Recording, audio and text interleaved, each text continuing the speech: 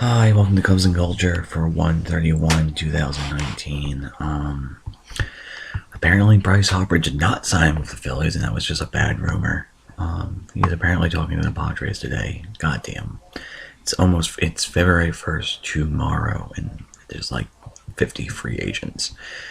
Anyway, we're up to Silence of the Lambs, which is the Best Picture winner for 1991. It's also one of the places where I'm very much in the minority. I like the film. I think it's generally okay. Pretty good as a thriller. But to me, this is one of the great missteps in Oscar history because Beauty and the Beast came out the same year.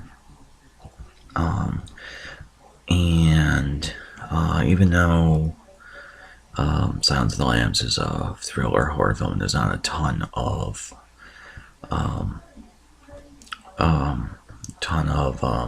Best Picture winners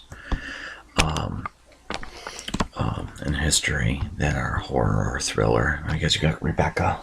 There is 0 animated films, and animated films are an entire genre. And Beauty and the Beast is a freaking masterpiece of the form. It's probably one of Disney's best films of all time. Whereas Silence of the Lambs just feels like an exceptionally well executed psychological thriller to me. Anyway, so let me bring up some trailers and clips. I'll see you guys in a second. Okay, so Silence of the Lambs is a thriller dealing with an FBI agent named Clarice interviewing and working with another a serial killer named Hannibal Lecter to track down another serial killer named Buffalo Bill. And then Lecter is sort of the archetypal anti-hero that he has a lot of qualities that we value: intelligence, sophistication, wit. But it's gone disastrously wrong because he's a cannibal and serial killer. Hopkins plays him very unnervingly in that he never seems to blink, and at least the Lecter character stands out from the movie. I think the character when the movie is focused on Clarice and Lecter, it's very, very good. Sort of the main problem is the plot of them tracking down this other serial killer named Buffalo Bill. Ultimately feels very silly to me because the movie's trying to be an interplay between Clarice and Lecter, and it feels contrived that the Buffalo Bill plot is added. And Buffalo Bill's motivations, because he's making a woman suit, which is just a lazy cultural trope of feminizing and otherwising a male villain by making him somewhat queer. It's just sort of annoying because of the laziness. The movie does take pains to make Bill not be a real transsexual, which I guess is better, but it's still sort of annoying. So the movie's at its best during scenes like this, which is the first scene interview between Clarice and Lecter, and there's a fucked up, very pleasing sort of mentor relationship with him and her that really seems to work. Jodie Foster famously plays the kid in Taxi Driver, where she's very, very victimized in a controversial role, and she sort of shreds that image here by being Grease is very determined, and she's a heroine, and I like that. So the movie is best in moments like this, where it's Lecter and Clarice interacting, and it's very, very pleasing, this fucked up sort of mentor relationship. I like both of their performances, but they're just, maybe it's a fact of the influence, but they feel too archetypal for me, where they feel very much like surface films, and I'm sure there's symbolism and a whole bunch of other things in the film, but it just feels really obvious in places. And you see that a lot with like him smelling her coming up, and then like Midge, this whole beat about what did he say to her? And obviously, this is, the objectification for her. Like, that's such an obvious move to make in storytelling that while it's effective, it feels not nearly as unnerving as I was expecting. So it kind of feels like it's just a really good matinee film to me. And it kind of makes me sad that this is the closest thing we have in horror. Because there's better horror films, like The Exorcist is better. Because that's actually mostly a metaphor for like religious faith and doubt.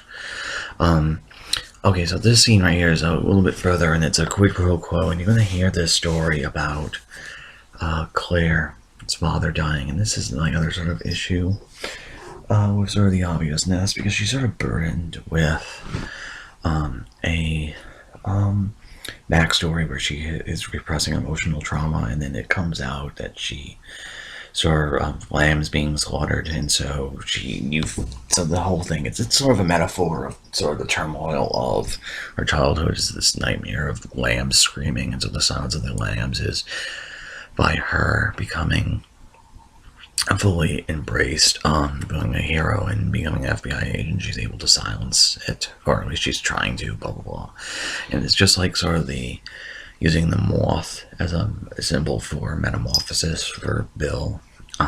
It just feels really obvious and too pointed. It means, so ultimately, while the movie ends up being a little bit sort of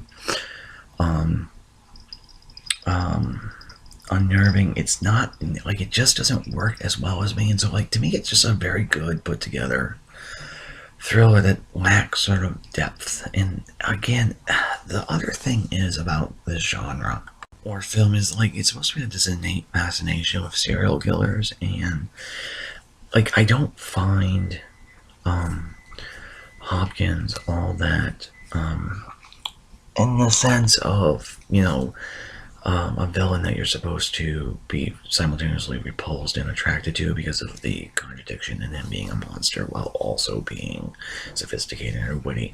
I just don't feel that for Hannibal. I don't like it's not that fascinating, because I feel like the answer to the question to what, like, to me, the answer to Hannibal Lecter is just a game to him, and it's not as unnerving. Everything else not like that, and then, so that's especially, well, Lecter with Hopkins is good enough. Contradiction, writing, and performance, that's good enough to work. The Buffalo Bill is sort of my main issue. This is the main one of the most famous scenes, and the trans him making a woman suit. It's such an obvious cultural stereotype of feminizing or otherwising male villains by making them somewhat queer. It's so common, like Peter Lorre, like half of their characters, everything like that. It just doesn't, like, it just feels utterly lazy to me in this. There's nothing to Bill other than that he's making a woman suit, which it's sort of very, like, ridiculous in the end, and to me the movie doesn't feel all that deep as a result of these sort of traversing sort of lazy cultural tropes, transvestism, the moth, etc. And at the end of the day, that's why I like Beauty and the Beast.